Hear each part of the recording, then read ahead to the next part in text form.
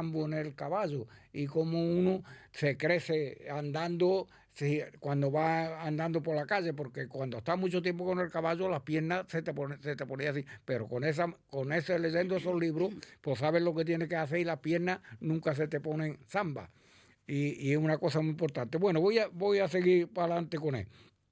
Don Álvaro Domé debuta en Ronda en 1959 como reonador. En 1960 triunfa muchísimo en Barcelona. En 1963 en México. Un servidor ya estaba en el Viso del Marqués, un pueblo de Ciudad Real donde están los archivos de la Marina. Estaba de comandante de puesto del Ejército del Aire en lo que es abastecimiento y transporte, con el señor Rebato por parte del conde de la Maza.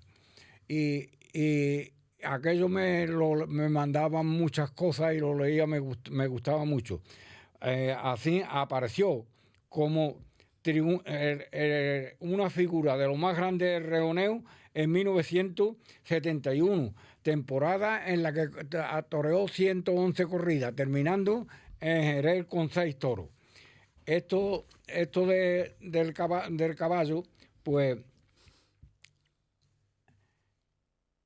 en el 1975 también abrió la puerta grande del Príncipe de Sevilla y en ese mismo año fue fundador de la Real Escuela Andaluza, de la Real Escuela Ecuestre de Jerez. Y entonces ahí estudió, aprovechó todo, como he dicho, toda la sensibilidad de los caballos y lo hizo bastante de andar, de andar a los caballos a sus zonas, a sus compases, y le demostró al mundo entero, en lo que fue la escuela de Jerez, antes de traerlo a la maestranza, le demostró cómo bailaban los caballos andaluces, y lo empezó a hacerlo al baile de un paso doble torero, Puerta Grande, de Revira Creta, que nació en Breta, en un pueblo de la provincia de Cuenca. Era aragonesa, lo hizo con mucho, y además nació en el mismo año que yo, en el 1943. Y lo hizo con tanta cosa el paso doble, que los caballos casi parecía que se querían convertir en bailadores y en músicos. Y así vamos a escuchar una amiguita del paso doble, para decirle a todas las personas que nos escuchan que ahí eso lo hizo y lo presentó cómo bailan los caballos andaluces. Ahí va.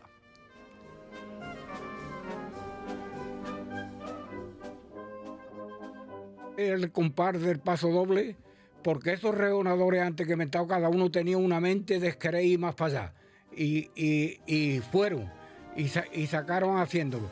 Más tarde, por favor, vino a Sevilla a la Real Maestranza de Caballería, y ahí empezaron los caballos a demostrárselo a toda España, a todos los españoles, cómo los caballos andaluces bailaban. Y como los caballos andaluces bailaban, fue una cosa muy difícil. Durante toda la actuación, casi las 3/3 partes de la actuación estuvieron la gente de pie viendo el espectáculo, porque los caballos eran una gloria. Aprovechó el paso del dorso, como los caballos menean en el mosquero, aprovechó los apoyos, aprovechó las piruetas a la inversa, en contra, a 3 remos, aprovechó muy bien lo que es el paso español, el pasar, Johnny. el pasar y el piafé, la elevada, la posada, la agachada, la encalo de rodillas. Y entonces estos caballos se dieron cuenta, la gente, que cuando se pusieron de pie parecían que los caballos querían darle las gracias al público de Sevilla, con un interés horroroso por parte de los que fueron acompañándolo, tanto como Ignacio Rambla, José Mata, Fernando Soto, hermano de Paula, que fue uno de los más jovencitos que empezaron en la escuela, y lo fueron muy bien. Y los caballos en la maestranza, cuando bailaron esta sevillana, ya digo que el público no se volvió a sentar. Vamos a escuchar las sevillanas que empezaron a bailar. ¿Para qué estoy viendo, no? ¿Para qué está echando?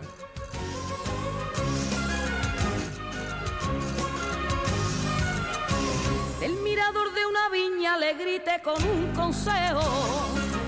Los caballos de dos en dos se encurvaban y se desencurvaban. Hacían en la maestranza una clase de flamencología que parecía que se estaban cantándole una ciguerilla, o estaban cantándole una bulería de Jerez, o unas verdiales, o unos fandangos de Huelva, o en fin, se representaba toda Andalucía de una forma excelente. Y esos caballos, con esa sevillana, por favor, la sevillana que suene una mitad harta. Venga, con María del Monte. ¿Estaba también María del Monte allí? ¿Estaba María del Monte? No, esa sevillana se la hicieron para los hermanos Peralta, pero él la aprovechó y los hermanos Peralta aprovecharon de ella, de la manera de ella, cómo bailan los caballos andaluces, porque era un conjunto de grandes maestros que se tardará mucho en que se vea otra vez. Y esa es lo que yo hoy me quería expresar y darle las gracias de aquí a todos.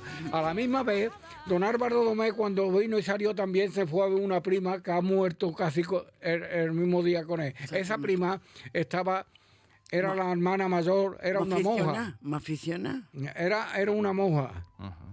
Era madre superiora de la irlandesa. Y se venía a comer a la irlandesa. Y cuando le puso la comida, le puso lo que es garbanzo, no un puchero, comida hecha con los garbanzos, tocino. Un cocido. Se lo puso y se lo hizo una cocinera y le dice, pues esta cocinera es de 26 kilómetros de aquí, de la vera de Sevilla. Y era verdad, era una hija de la familia esta de la Venta Lana, la mujer de Antonio, el que estaba en el hostal y eso. ¿Y es que sigue allí? Y todavía va allí. Todavía va ella a la irlandesa. Y venía solamente a comer ahí, no se iba a ningún restaurante y nada, sino a comer cocido que esa mujer hacía. Y era de una guillenera, porque lo sepan también la gente, cuando le dice, tanto garbanzo hay en Guillena y tantos cositas, ¿no? Si eso está en el principio de la sierra, ¿por qué quizá esta? Y se llevaba algunas veces, le apartaba y se llevaba para la mujer en una fiambrera. Don Álvaro Domé ha sido un mito y un hombre de un corazón exquisito, el cual yo le tengo que regalar toda la satisfacción que le pueda dar a su familia y más. Y diciendo que llegó a hacerme un orla. De entonces a mí me hizo jugar con una tarjeta. Con una tarjeta me hizo jugar de hípica. Pues yo tenía más mando en la federación que cualquiera de los que estuviera. Y a mi Jesús le hizo el primer orla. Y como dejó de estudiar veterinario, ¿por qué va a dejar de estudiar veterinario? Hizo auxiliar de veterinaria. No podía meterlo en la escuela de Jerez porque estaba muy lejos y estudiando. Pero yo tenía un amigo en Guillena que era Joaquín Ruiz y dice, dio la casualidad que ya estaba por ahí y vino y está aquí en Guillena. Y fue y hablamos con él y un amigo de él tenía una clínica montada ahí en el Jardín de Alá y ahí me lo metió, estuvo 6 meses haciendo las prácticas. Así que todo lo que diga de él es poco, perdonarme, pero esta oportunidad no se tiene muchas veces. Y de aquí, de esto, sigo y repito, de estos micrófonos de Onda Guillena, a toda su familia y de todos mis compañeros, tengo el atrevimiento de decírselo, que le damos la condolencia con mucha pena, porque el arte se nace, no, y algunas veces se aprende un poquito, pero hay que nacer con algo. Y ahí ese no pudo nacer con más arte para andar en el caballo. Así que gracias y perdón. Gracias a Perdón, ti, por tío. favor. Gracias a ti por, Pero, vamos, por abrir tus con sentimientos esta- aquí públicamente, ¿no? Bueno, y además, tus emociones. nosotros, y compartir. tanto Carlos como yo, te hemos visto ahí vibrar, te hemos visto emocionarte, te hemos visto llorar. Los que te están oyendo te han sentido esa emoción y nos ha dado un rato muy bonito, Antonio. Así que de perdón nada. Darte Bien, las gracias a gracias. nosotros por haberte oído. Ha sido un- Gracias. ¿Te acuerdas cuando vino aquí a torear, Antonio? Sí, claro. Ese día estuvo en casa con el Pío. Con el pío. Con el Pío, que venía de a pie con él, ¿sabes? Y estuvieron en casa ese día. El Bueno, Pío lo que era no yo. sé los años que hace. El Pero- pío era hijo de la Eso puede ser 45 moza que años. tenía mi abuela. ¿Qué? El pío era hijo de la moza que tenía mi abuela. Le reconozco cosas. Yo tengo mucha amistad con la gente, con la familia del Pío, con Magdalena, con su sobrina, que era, el padre era el que trasladaba los caballos y los toros de bravos a las plazas. Pues su tía Francisca, la hermana esa, estuvo siempre con mis abuelos. Para que veas tú los chicos que es el mundo, ¿eh? Pues sí. Para que veas tú los chicos que es el mundo. Pues la verdad es que agradecer a Antonio este regalo que nos ha hecho él. Teníamos que regalar algo por su cumpleaños y él ha hecho ese regalo. Hombre, Él quería, es verdad que se han juntado los astros, ¿no? Para que pasó esto y se ha recuperado y ha hecho este esfuerzo por estar aquí hoy, así que te lo agradecemos de corazón, y Antonio. además te voy a decir una cosa, Antonio. Esto que tú has manifestado ahí con esa, no sé, con ese sentimiento, ¿Verdadero? lo van a oír personas muy allegadas al varón. Lo van a oír. Así que ya lo sabes. Muchas gracias. Bueno, pues vamos con la segunda parte, con Isabel Cruz y los libros, las recomendaciones que nos trae para hoy, que trae varios de nuevo. No sé si los va a recomendar todos. No, No. he leído 4, pero no lo voy a recomendar todos. Ujú. Particularmente voy a recomendar 2, porque me han encantado. Y cuando una cosa me gusta mucho, no tengo más remedio que exteriorizarlo Y compartirlo. y compartirlo y decir que a las personas como yo, que nos gusta la historia novelada y más la historia nuestra, la de España, pues de estos personajes que a veces nos preguntamos quiénes eran y que a través de un escritor o escritora que tan buenamente nos lo explica y nos enteramos de cómo han sido, de lo que han hecho, de que y bueno, me voy a referir. Entonces seguimos ya con esa tendencia, no recomendar lo que no te gusta, ¿no? ¿Qué? Sí, Ya estamos, Pues mira. hemos abierto una nueva etapa. sí, porque de verdad es que he estado 2 semanas un poco más desenfadada. Esto en significa este esto es un cambio importante en tu trayectoria, aspecto. Sí, como crítica literaria de Onda Quillana Radio, de este espacio. yo tengo... Porque tú antes todos los libros que los leías los decías. Es verdad que muchas veces hay con desgana y ahí queda. No, pero ya a estas alturas de la vida ya Ya sí. claridad Ya y sí. sinceridad. Ya sí, Ya lo que no te gusta no ni siquiera lo vas a mencionar. exactamente. Pues Bueno, muy bien. como he dicho antes, los libros de historia noveladas. Este es de María Teresa Álvarez, es una autora que a mí me ha gustado mucho como escribe. Se llama El secreto de Maribárbola. ¿Qué ocultaba la enana de las meninas? La portada, como veréis, está la enana. y El la famoso princesa. cuadro de Velázquez. Exactamente. El famoso cuadro de Velázquez, en el cual esta nana cobra protagonismo. Y bueno, aquí más o menos voy a leer. Primero voy a hacer un breve comentario de la autora, porque Se llama María Teresa Álvarez, ¿no? sí, se llama María Teresa Álvarez. Esta mujer ya, aunque aquí estaba muy joven, pero esta mujer nació en el 45. Está licenciada en Ciencias de la Información. Fue la primera presentadora del programa regional de televisión española en Asturias. Trabajó en periodos de práctica en el diario El Comercio y colaboró con La Voz de Asturias y en las emisoras de Radio Nacional de España en Oviedo y Radio Popular de Avilés. En el año 1987 se traslada a Madrid para desempeñar el cargo de la Subdirección de Cultura y Sociedad del Telediario de Televisión Española.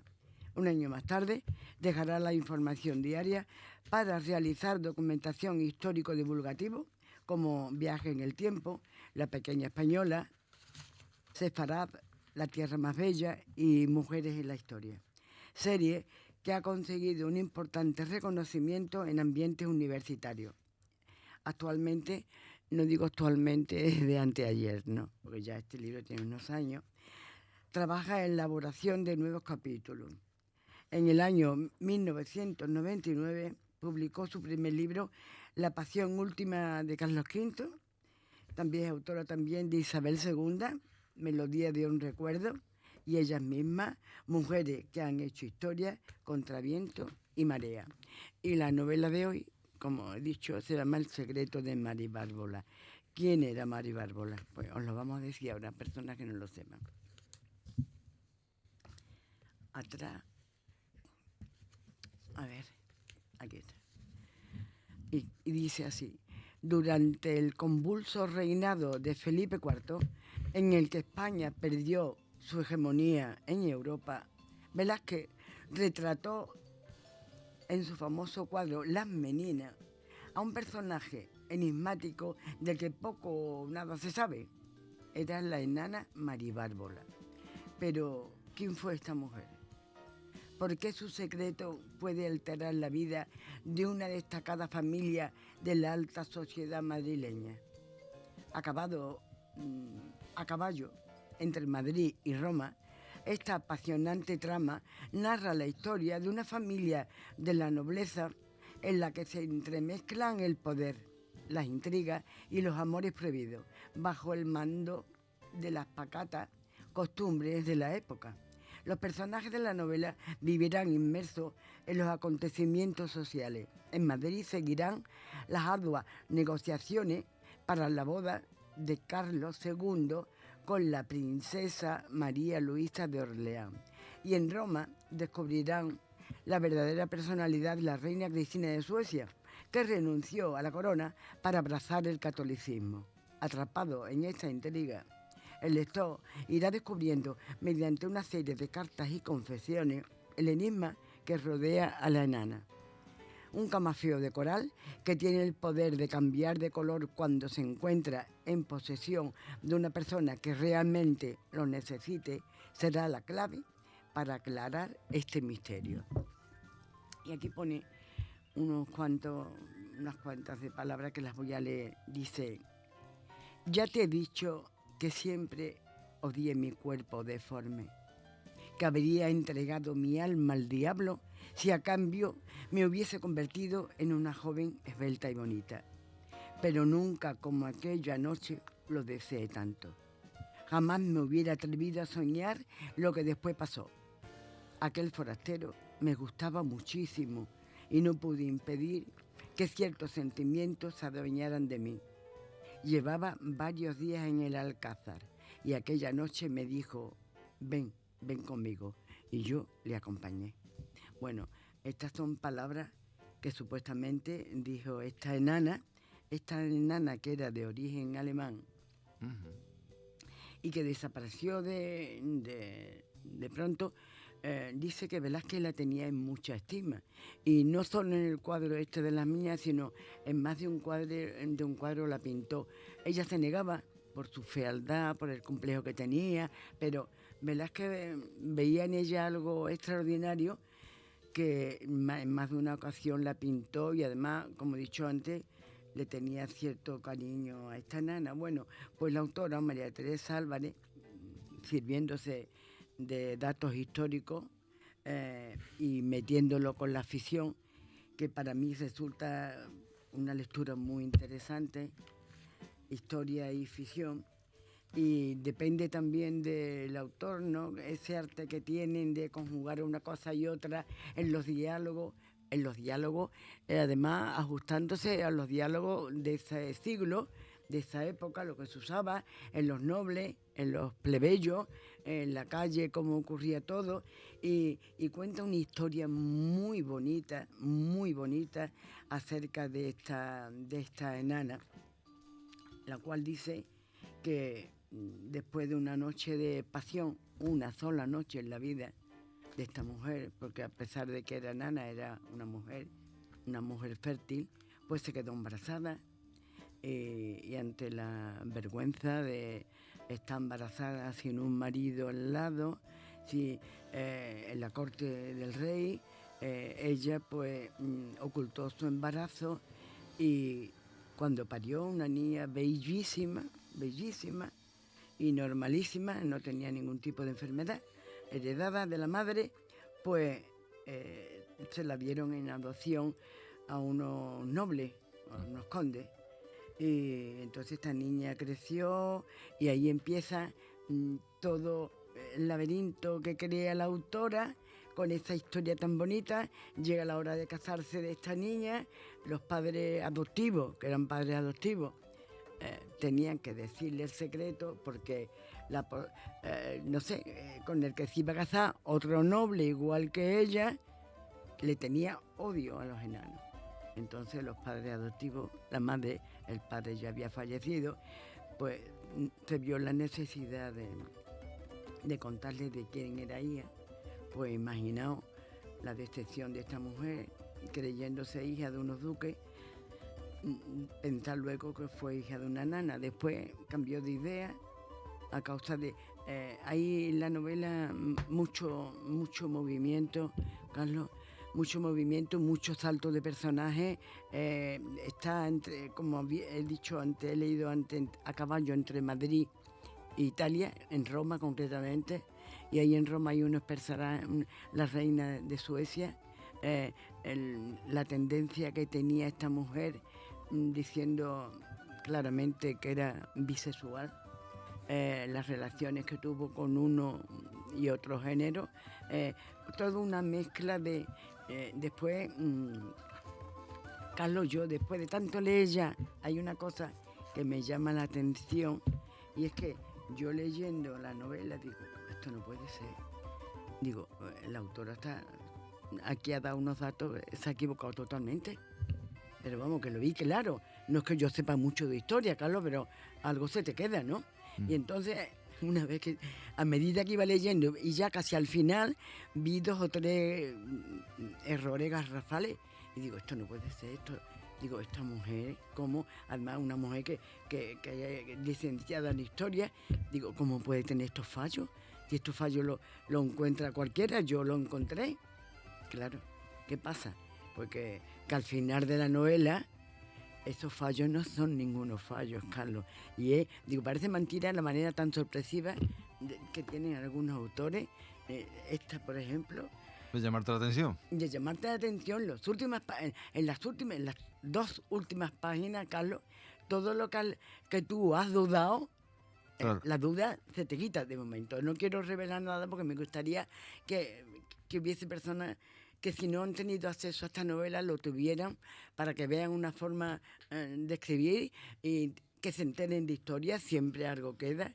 Es historia, con ficción, pero es historia, y sabemos quién era esta nana, que después de todo aquí tuvo su hija, pero esta nana nunca parió.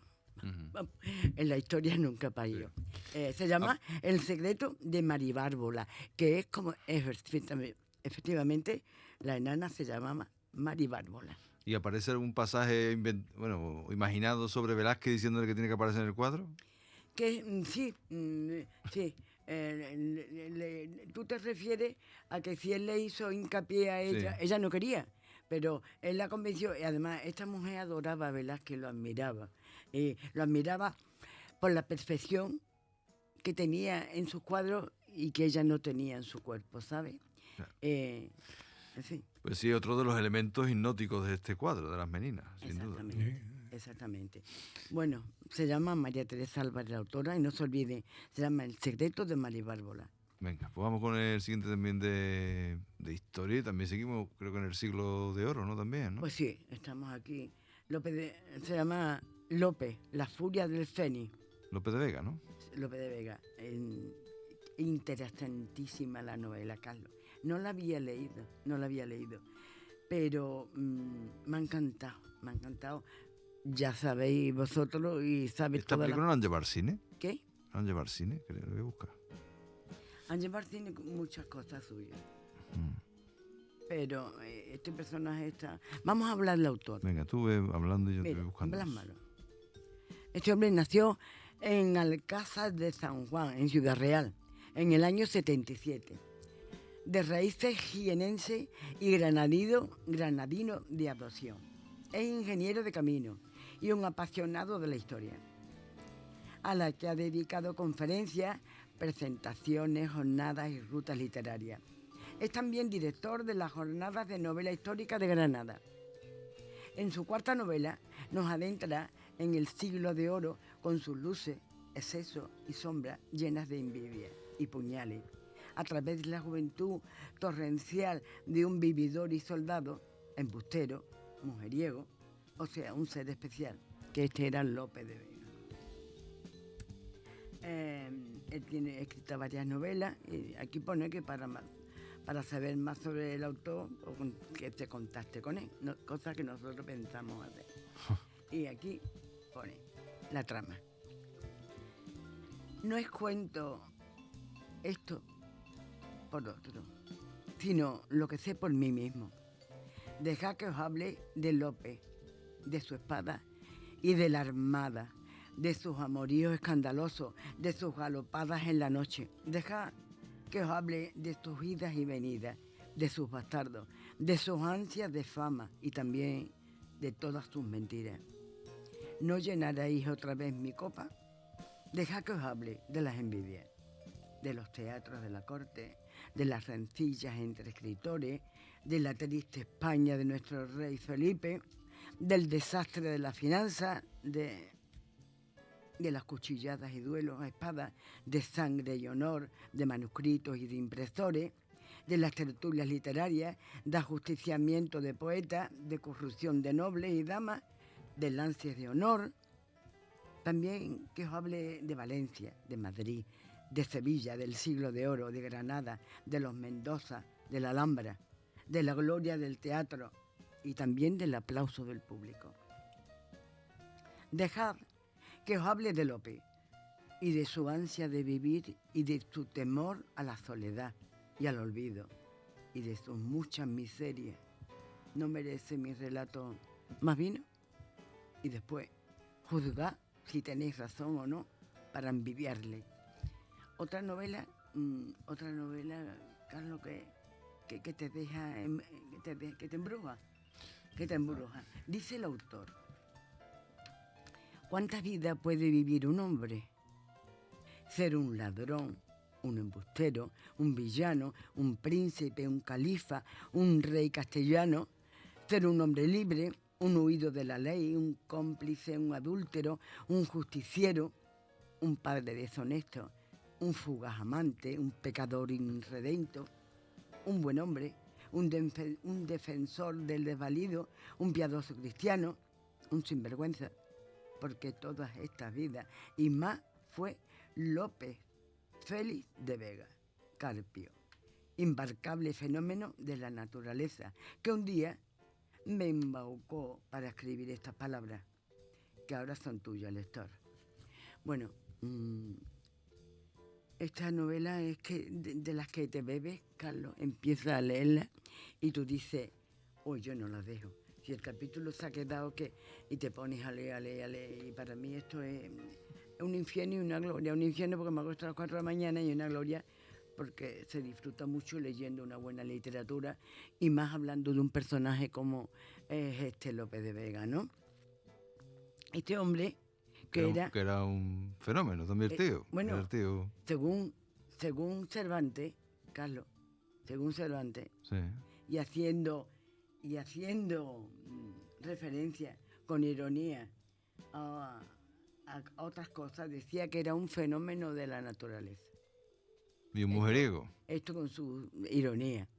Era un hombre, según dicen, que era muy atractivo, tenía una labia, las mujeres se quedaban embobadas, porque le sacaba poeta, le decía unas palabras que las mujeres se derretían.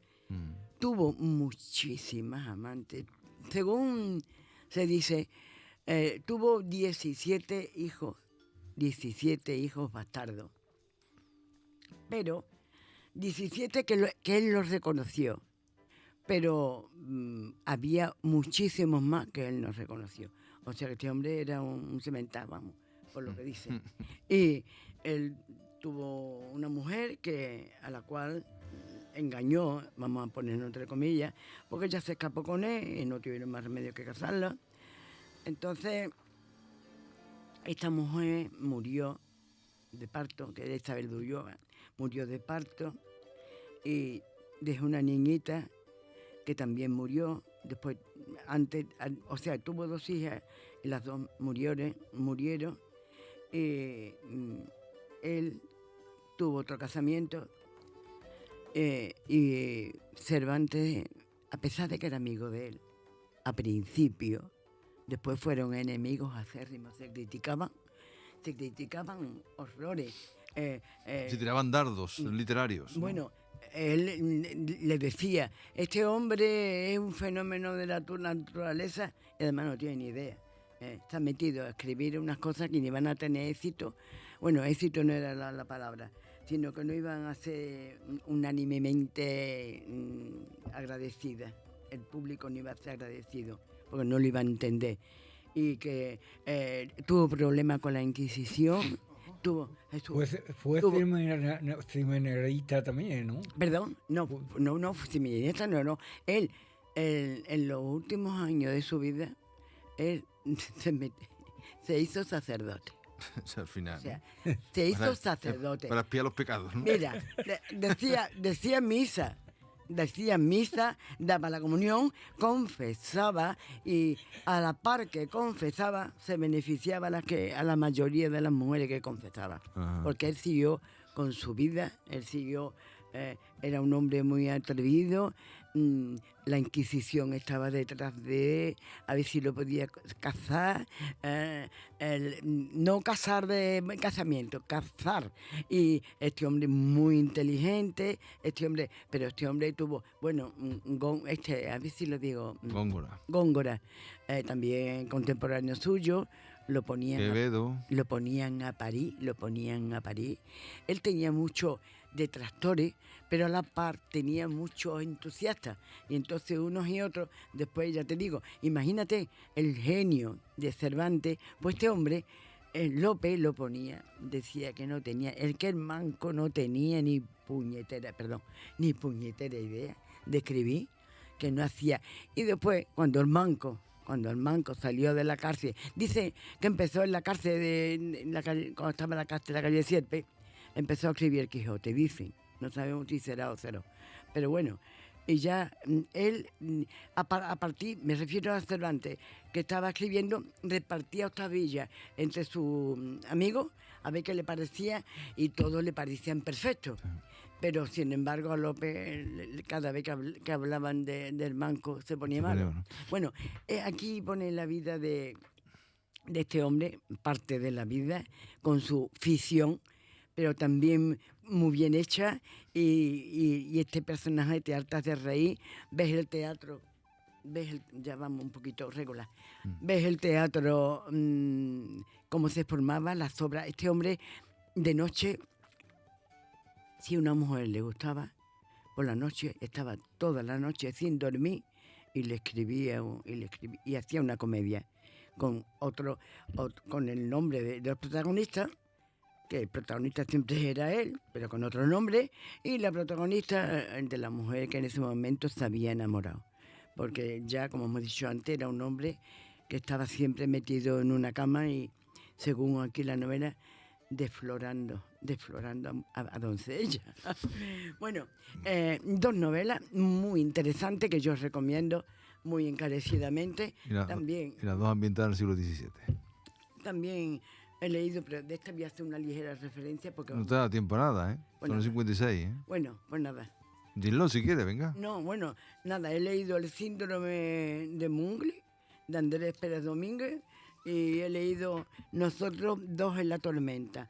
Son dos novelas interesantes, pero que yo, después de haber leído estas dos monstruosidades, pues me han parecido más livianas. Hombre, pues sí. Novela histórica, además con personajes históricos tan importantes. Pues estaba buscando también, porque se me venía la película que se hizo sobre Lope de Vega, y precisamente, pero este caso es al revés. Primero fue la película, después el libro. Mira, porque caso más raro, ¿verdad? No es lo normal. Lope, la furia del Fénix, se estrenó en 2010 la película, y el libro fue en 2016, pero la película se hizo sobre una investigación de Blas Malo, Sí. sobre Lope de Vega. Así que la curiosidad también. Esa película, que por cierto hay una canción preciosa de Jorge Drexler. Tenemos a Luisa, al otro lado del teléfono, que ha llamado. Luisa. Hola, mira, que llamo porque a ver qué le pasa a Antonio, que nosotros que queremos animarnos y nos ha disgustado. ¿Qué ha disgustado? ¿Por qué? Hombre, porque lo hemos escuchado de llorar. Ay, Hombre, llorar porque... de emoción, Luisa. La vida, empieza uno a recordar su vida y se vienen tantas cosas a la cabeza, ¿no? El pobre, claro. Claro. Hoy iba a ir yo para allá para acompañar a Isabel, porque como decía que iba a estar sola, pero lo he visto que está ahí. Ayer, Luisa, ayer me harté de reír en la sección vuestra. Me harté de reír con los chistes que contaste. Y te lo estaba comentando a tu sobrino. ¿Ha visto el cuadro? Precioso, enhorabuena. Ah, ya está colgado, ¿eh? Has hecho una monería. Ah, Ya la ha puesto tu sobrino. Muy bien, Tu muy sobrino. bien. La ha puesto ahí Nosotros lo escuchamos, lo que pasa es que la gente nos llama. no, La gente no, pero bueno, Pero- nos escuchan, como pero- tú dices. nos llaman, pero nos oyen, Sí, Luisa. sí, porque nos lo dicen por ahí. Claro, Bueno, que igual. me alegro, Yo, que Antonio, que se anima Antonio. Y felicítalo, que es su, gracias, es su Luisa, cumpleaños, muchas Luisa. gracias. Cumpleaños, Es su Luisa. cumpleaños. Sí. Es su Y cumpleaños hoy. vete, Isabel. Adiós, Isabel. un Adiós, abrazo, Luisa. Luisa, Un gracias. abrazo. Bueno, ¿vas Bueno. a poner eso o no? Venga, vamos a poner porque Isabel Cruz tenía... Esto es Jorge Drexler. Esta es la canción que he tenido, pero como tenemos poco tiempo, Johnny, vamos a poner el poema. Lo tenemos por ahí, ¿no? También, ¿no? Lo tenemos. El poema de Isabel Cruz sobre la violencia de género, que también se ha hecho un montaje muy bonito con él, de imágenes, pero aquí, lógicamente, solo vamos a escuchar pues los versos que dedicaba también Isabel Cruz. Lo oímos. ¿Por qué callas, mujer? ¿Por qué callas, mujer, de tanta injuria? ¿Por qué envuelves en velo tus entrañas? ¿Por qué te escondes detrás de tu amargura? ¿Por qué, mujer? ¿Por qué te callas? Me dice que te acuestas asustada, los ojos avisores, el alma en vilo, y el pecho que le das a tu niñito en hiel se convierte. O tal vez en los ojos de otro niño que ya corretea por tu casa se refleja la tristeza en su mirada y no sabe qué ocurre, es tan chiquito. Solo acierta saber en su inocencia que su mamá querida está asustada. ¿Por qué lloras, mamá? Pregunta ansioso. ¿Quién te hizo daño a ti tan de mañana? Y gime y llora junto al pecho amado y no acierta saber qué es lo que pasa. Y la madre se muerde su silencio y abraza al hijo, que ya está envuelto en lágrimas. ¿Por qué callas, mujer? ¿Por qué te callas? No aguantes más. Levanta tu mirada, enfrenta al mundo, quita ya tu pena y mira ya serena hacia el futuro, que para ti habrá una hermosa mañana. Bueno, pues más claro no se puede decir, más harto. Además el lema, ¿no? Este año, precisamente. ¿Por qué te callas? El silencio es cómplice. Pues no se puede decir nada más. Isabel, con los versos terminamos, ¿no? Pues Antonio, Isabel, muchas gracias. de nada, Y hasta a- la semana que viene, si Y Dios a quiere. Johnny también, el trabajo técnico. Mañana más. Ahora las noticias.